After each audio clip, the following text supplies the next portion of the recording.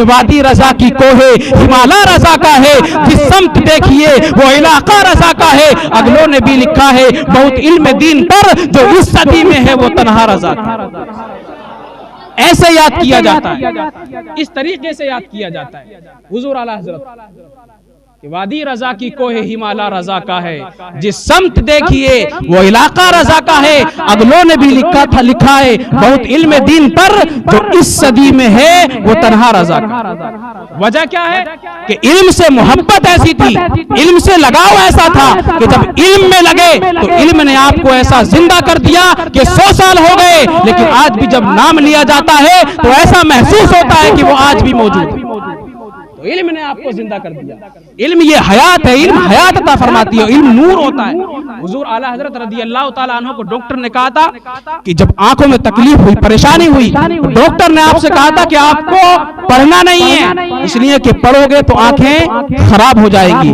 گھر واپس آتے ہیں بڑے پریشان تھے، اس لیے کہ علم سے محبت اتنی تھی، کتابوں سے جدا نہیں ہو سکتے تھے، بڑے پریشان تھے۔ پھر دل میں کہتے ہیں کہ اے اللہ یہ آنکھیں تو نے دی ہیں، اگر یہ چلی بھی جائیں لیکن پھر بھی احمد رضا کتابوں سے دور نہیں ہوگا۔ کتابیں اٹھاتے ہیں اور پڑھنا شروع کر دیتے ہیں۔ ابھی چند مہینے گزرے تھے کہ دیکھتے کیا ہے کہ جو پریشانی آپ کی آنکھوں میں تھی اللہ نے وہ علم کی برکت سے دور فرما دی۔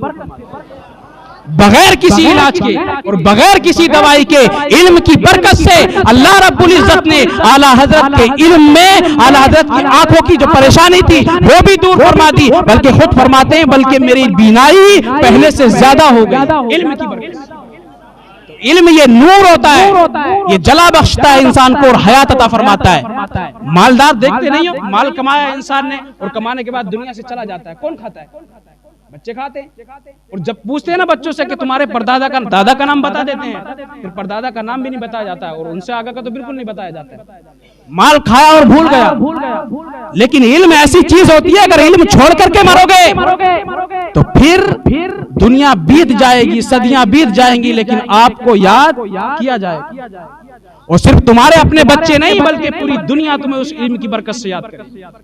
ضرورت ہے ہمیں کہ اپنے بچوں کو ہم علم دین سکھائیں، انہیں عالم دین بنائیں، اس لیے کہ یہ علم سیکھیں گے، یہ پڑھیں گے، انہیں قرآن کا علم ہوگا، حدیث کا علم ہوگا، تب انہیں پتہ چلے گا کہ اللہ نے ہمارے اوپر کیا حرام کیا ہے اور کیا حلال کیا ہے۔ آج دیکھتے نہیں مسلمانوں کے بچوں میں کس طریقے کی جو ہے خرافات آ گئی۔ نشہ مسلمان کرتے ہیں، عام ہو گیا نشہ کرنا مسلمانوں میں۔ وجہ کیا ہے؟ اس لیے کہ علم نہیں ہے ان بندوں کو۔ ہم نے اپنے بچوں کو علماء کی صحبت میں کبھی بٹھایا ہی نہیں، وہ انہیں بتائیں کہ یہ نشہ کرنا اسلام کے اندر حرام ہے۔ قرآن کے اندر متعدد آیات میں اللہ نے فرما دیا یا ایھا الذین آمنوا انما الخمر والمیسر والانصاب والازلام رجس من عمل الشیطان فاجتنبوه لعلکم تفلحون۔ اے ایمان والو، ہم نے شراب کو، جوئے کو اور ان خرافات کو تمہارے اوپر حرام کیا ہے، تمہارے اوپر لازم ہے تم ان سے بچو تاکہ تم دنیا میں بھی کامیاب ہو اور آخرت میں بھی کامیاب۔ لیکن دوستیوں کے چکر میں آج نشے کرتے ہیں۔ بیئر تو ایسے عام ہو گئی ہے کہ یہ سمجھتے ہیں کہ اس کا پینا حضرت جائز ہے، اور بہت سے تو دلیل بھی دیتے ہیں، کہتے ہیں یہ فروٹ سے بنی ہے۔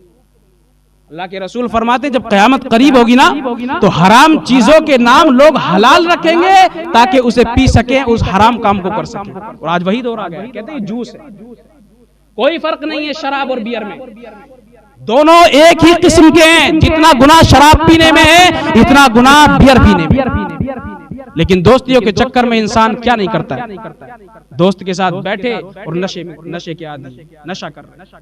لیکن قیامت کے دن جب رب کی بارگاہ میں جاؤ گے نا تو اللہ فرماتا ہے الاخلاء یومئذ بعضهم لبعض عدو الا المتقین، کہ قیامت کے دن یہ تمہارے دوست آج تم سے گناہ کراتے ہیں نا، قیامت کے دن یہ تمہارے دشمن بن جائیں گے، تمہیں پہچاننے سے انکار کر دیں گے۔ اس لیے ضرورت ہے اپنے بچوں کو اگر ان بیماریوں سے اگر بچانا ہے، اگر اپنے بچوں کو صحیح راستے پر چلانا ہے تو پھر لازم ہے کہ انہیں علم دین سکھاؤ۔